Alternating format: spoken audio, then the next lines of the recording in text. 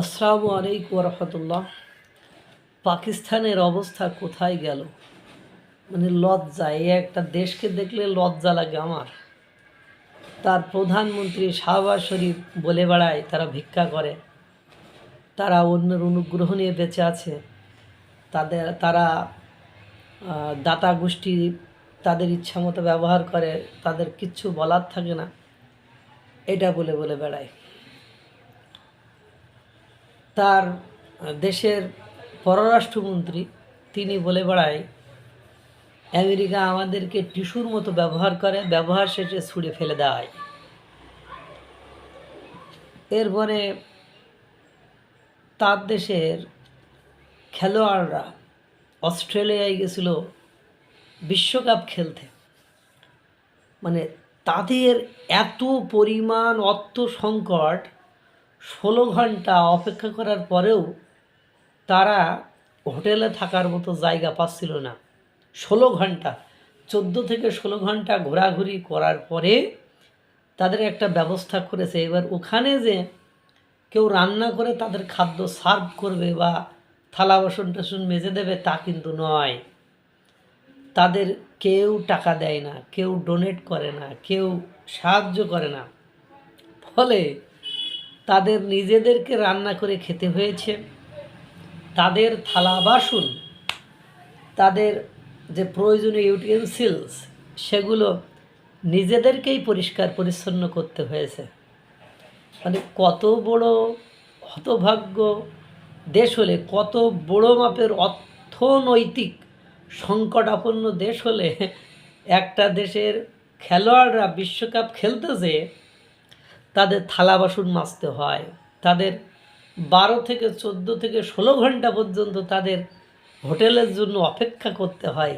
টাকার অভাব তাদেরকে কোথায় নিয়ে গিয়েছে। তাদের দেশের মানুষ, পাকিস্তানের মানুষ অন্য দেশে ভিক্ষা করে।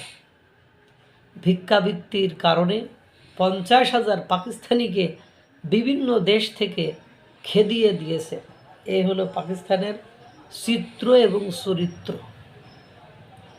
কিচ্ছু নেই তাদের। একটা তলাবিহীন ঝুড়ির নাম হলো বর্তমান সময়ে তলাবিহীন ফাপড়বাজ একটি দেশের নাম হলো পাকিস্তান।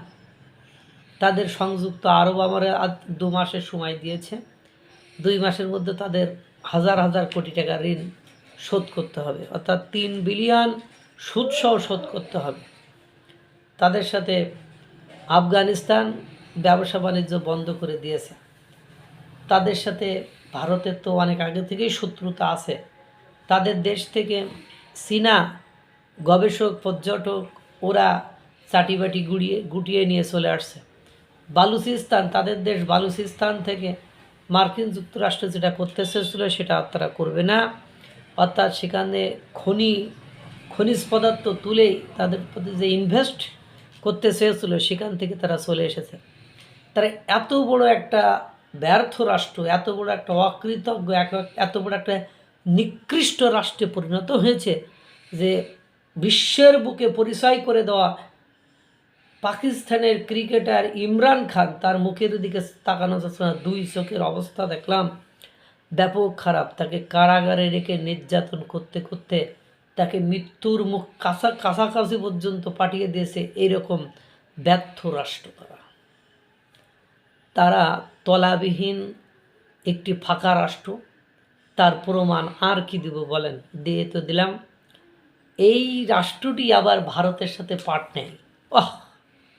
ভারত যেখানে তত্তর করে প্রত্যেকটি সেক্টরে মানে বিদ্যুৎ গতিতে এগিয়ে যাচ্ছে, সেখানে এই তলাবিহীন ফাপড়বাজ পাকিস্তানের অবস্থা কী সেটা আপনারা দেখতে পাচ্ছেন। আল্লাহ তাআলা সকলকে ভালো রাখুক, সুস্থ রাখুক।